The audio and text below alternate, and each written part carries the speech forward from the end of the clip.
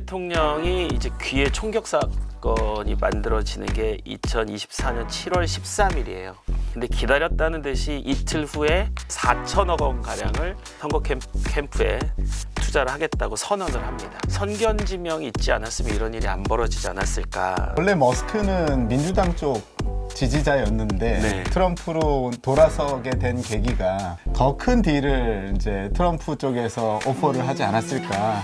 그게 바로 이제 DOGE라고 하는 네. 덧지라고 하는 정부 효율부의 수장을 맡아달라.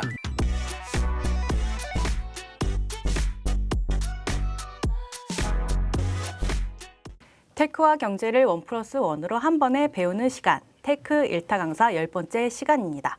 이번 시간 주제는 AI 테크 기업 수장들의 흥미로운 이야기인데요. 오늘도 함께 하실 두 분 모셨습니다. 안녕하십니까. 광주과학기술원 AI정책전략대학원 대학원장 김준하 교수입니다. 반갑습니다. 안녕하십니까. 테크레디의 조승보입니다. 광주과학기술원과 오픈 이노베이션을 준비하고 있습니다. 아무래도 요즘 가장 핫한 AI 테크 CEO라고 하면 일론 머스크를 빼놓을 수가 없는데요. 그렇죠. 우리 시간에서도 얘기 많이 했던 그 인물인데 교수님께서 관련해서 흥미로운 내용을 준비하셨다고. 네, 들었습니다. 오늘은 좀 색다르게 접근을 한번 해보겠습니다. 또 최근- 음모론인가요? 네, 음모론의 이제 구체적인 결말 부분. 네, 시즌1을 마감하는군요. 네, 시즌1을 이제 이 결말로 마무리를 해야 되지 않을까. 이제 혹시 드라마 재벌집 막내 아들 기억나시나요? 그 남자 주인공 송중기의 캐릭터가 아마도 일론 머스크이지 않을까 이런 이야기로 좀 시작을 해봅니다. 근데 그 안에서 송중기의 캐릭터를 보면은 단순히 미래를 예측하는 것보다는 그 조직에 대한 혁신을 많이 이뤄내거든요. 그러니까 그런 접근 방식으로 일론 머스크를 좀 바라보게 되면 이 사람은 정말 미래에서 온 것도 맞는 것 같긴 한데 또 한편으로는 실질적인 어떤 결과들을 만들어내고 있다는 거죠. 우리가 잘 알고 있는 테슬라 전기차 그리고 옵티머스 뭐 이런 자동차 시장의 변화를 이끌어냈고 마치 송중기가 그 당시에 자동차 시장을 완전히 뒤집어 엎어버리는 것처럼 그리고 또 스페이스X, 뭐 스타링크 같은 이제 우주 산업의 시작을 하는 거죠. 반도체 산업을 이끌었던 송중기처럼.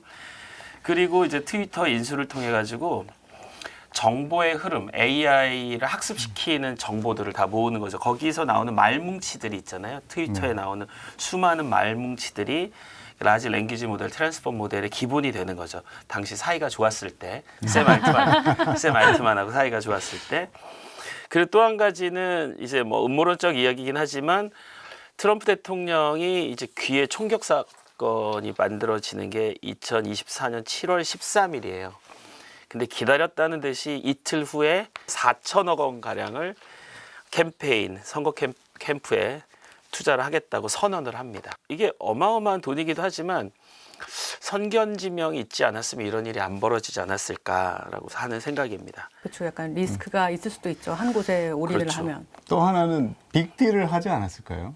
네. 트럼프랑 그러니까 뭐 원래 머스크는 민주당 쪽 지지자였는데 네. 트럼프로 돌아서게 된 계기가 실제로 이 사람은 비즈니스맨이니까 실제 빅딜을 던졌는데 더 큰 딜을 이제 트럼프 쪽에서 오퍼를 하지 않았을까라는 생각? 그게 바로 이제 DOGE라고 하는 네. 덧지라고 하는 Department of Government Efficiency, 정부 효율부의 수장을 맡아달라. 네.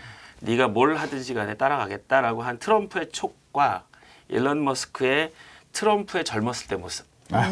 그 둘이 맞았다는 거죠. 그래서 저는 둘은 같은 세상을 꿈꾸고 있다고 생각을 해요. 맞습니다. 같은 것을 보고 있지만 또 같은 것을 보고 있다가 싸울 날도 얼마 안 남았다고 봅니다.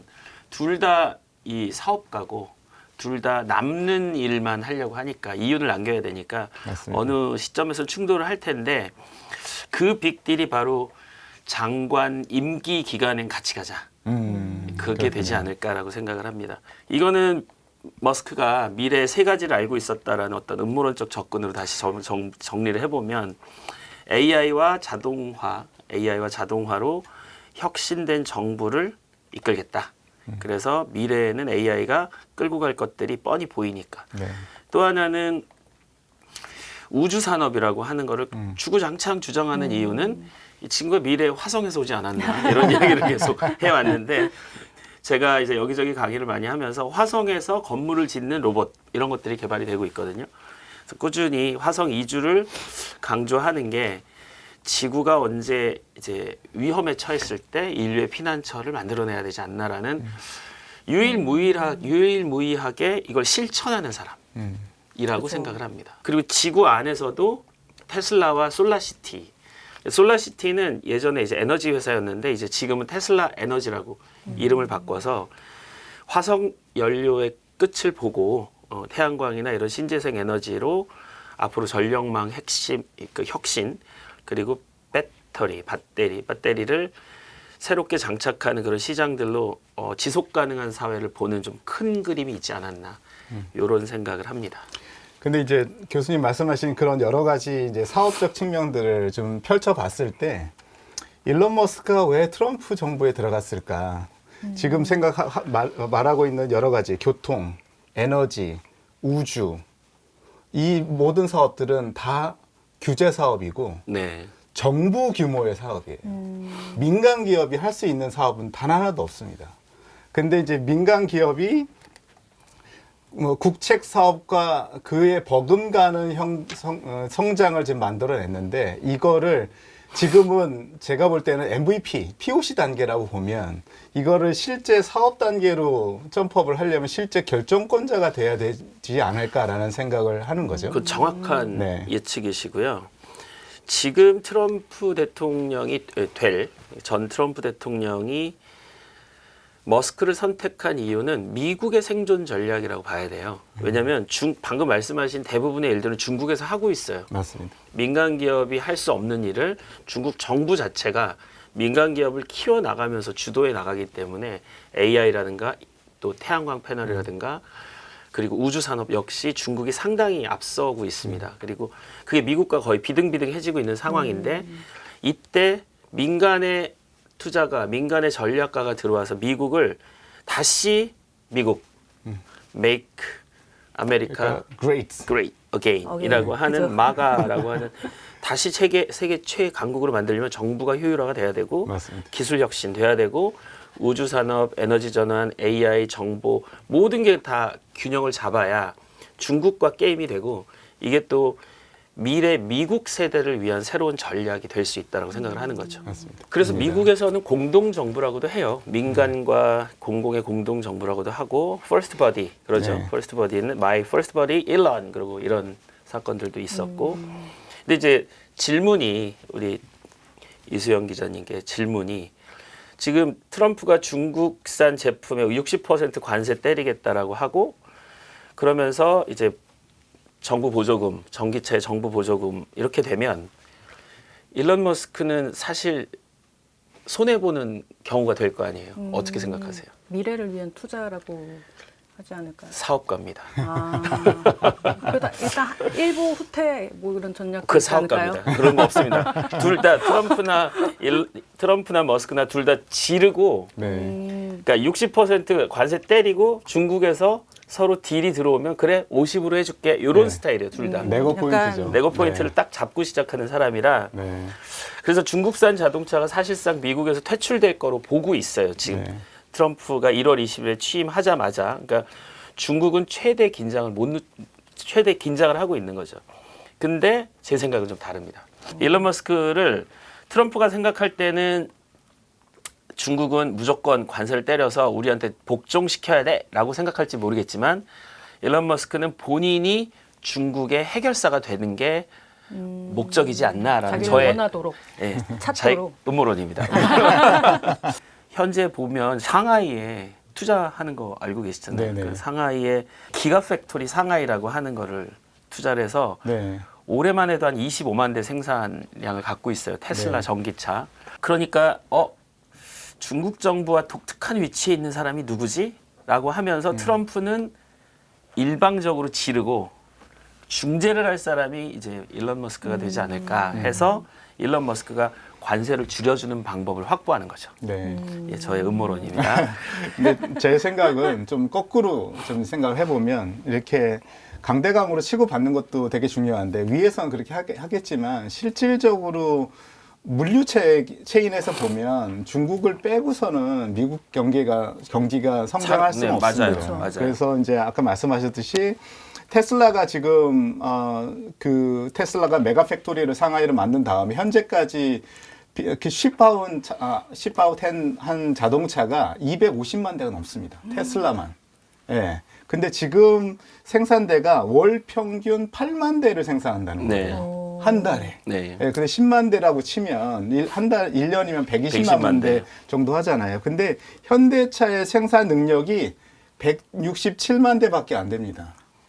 한국에서 생산하는 게 1년에. 네. 그러니까 메가 팩토리는 그것도 전기차만 1년에 100만 대에서 200만 대까지 생산해낼 수 있는 능력을 테슬라가 확보를 하면 2030년까지 100만 대라고 얘기했죠. 근데 그거를 이제 그 자동차 만들어진 자동차를 판매할 때는 1차는 미국일 거거든요. 실제로. 그러니까 어떻게 하면 메이드 인 USA를 만들 거냐. 네. 요거를 이제 고민을 할 거고 실제로 제가 생각하는 또 다른 포인트는 중국은 테슬라의 진짜 메가 팩토리가 될 거다. 두 번째 환경은 휴대폰 공장을 세울 것 같아요. 제가 볼 때는. 예, 거기 파이라고 하는 테슬라 파이를 지금 휴대폰을 지금 양산하겠다.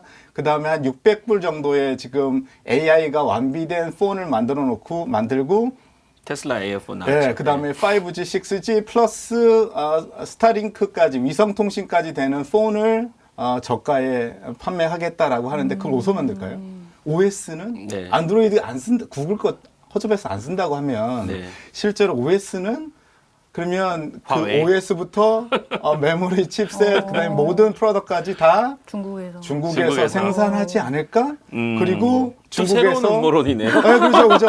아니 어디다 팔아? 휴대폰을 만들어서. 그렇죠. 네, 그러니까 제 생각은 중국에서 깔고 네. 그 다음에 전 세계 제3 지역으로 다 그러니까 확산이 되지 않을까? 그렇게 하려면 미국하고 중국하고 긴장 관계가 네. 협력 관계로 바뀌어야 돼요. 네. 그렇게 되려면 이제 과연 테슬라 전기차가 이렇게 전기차 보조금 없이 미국에서 살아남을까? 다들 이런 걱정을 하잖아요. 그렇죠. 그런데 이거는 역발상이라는 거죠. 그러니까 미국 내에는 네바다 기가팩토리, 텍사스 기가팩토리 만들어서 한 군데에서 배터리를 만들고 있고 한 군데에서는 전기차 트럭을 만들고 있어요. 네. 그리고 상하이에서는 이제 전기차를 자동차 세단을 만들고 있고 그러니까 결국 반사 이익을 테슬라가 다 받는 거예요. 맞습니다. 테슬라가 세액 공제 없어도 좋아.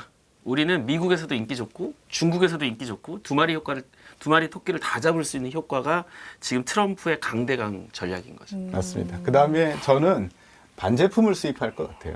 왜냐하면 중국 배터리 업체들이 지금 미국에다 공장을 엄청 세워놨거든요. 그러니까 샹하이 팩토리에서는 반제품으로 배터리를 제외한 나머지 제품들은 다 만들고. 그렇죠. 그게 나중에 조립을 해야 되니까. shipping은 미국에서 해서 만들어진 배터리 보조금 받은 배터리에다가 반제품 자동차를 합쳐서 그런 메이드 인 USA로 전 세계에 판매하면 떼돈 벌지 않을까요? 그래서 제가 볼 때는 중국하고 미국은 정세적으로는 강대강이 갈 수밖에 없어요. 왜냐하면 이렇게 그 정치적인 지지세를 얻으려면 어쨌든 민감한 포인트는 있어야 되기 때문에 그런 정치적으로는 강대강으로 가겠지만 실질적으로 비즈니스적으로는 예전과는 달리 실제로 새로운 모델이 만들어지지 않을까라는 생각은 듭니다. 네. 그러면은 약간 정리를 하자고 하면은 그동안의 정치적인 미중 관계는 계속 이어지되 물밑에서는 약간 협력을 하는 그런 새로운 관계가 될 수 있겠다. 그렇죠. 그런 네. 시각이신 거죠. 그게 맞습니다. 사업가죠. 트럼프 정부의 그러면 정부 효율부는 어떤 역할을 하는 건가요? 그러니까요. 그게 재밌는 배경부터 좀 설명을 드려야 돼요. 그러니까 DOG는 코인 이름이잖아요. 근데 이걸 또 이름을 만들었어요. Department of Government Efficiency. 그러니까 첫 글자만 따면 DOG, 다치코인이 돼 있는데 여기에는 저는 머스크가 이렇게 철학적으로 훌륭한 사람은 아니지만 본인이 미래 비전에 대한 철학은 있는 것 같아요. 첫 번째는 대중성이에요. 그러니까 다치 자체가 다치코인이 밈 기반으로 이렇게 짤 그쵸, 중심으로 그쵸. 만들어진 그런 화폐인데 처음에는 장난으로 만든 줄 알았다가 이 사람이 이 더치코인의 아버지라고 합니다. 우리 일론 머스크가 암호화폐가 너무 어려워요, 사람들한테. 그러니까 이걸 대중의 접근성을 높이는 대중성이라는 게 있고, 두 번째는 탈중앙화. 너무 한 군데 다 몰려있는 금융 시스템이 마음에 안 들어요. 지금 은행 중심이잖아요. 그리고 어찌 보면 은행이 또 폭리를 취하고 있는 게 마음에 안 들어. 그래서 이거에 대해서 대중화, 탈중앙화를 시키겠다. 요거고, 세 번째가 사람 중심의 혁신. 돈으로 모였던 것들을 커뮤니티를 강력하게 만들어내면서 자선 프로젝트도 많이 하고 하는 그런 활동을 보이는 세 가지 철학. 대중성, 탈중앙화, 사람 중심의 혁신이라고 하는 세 가지 배경이 있어요.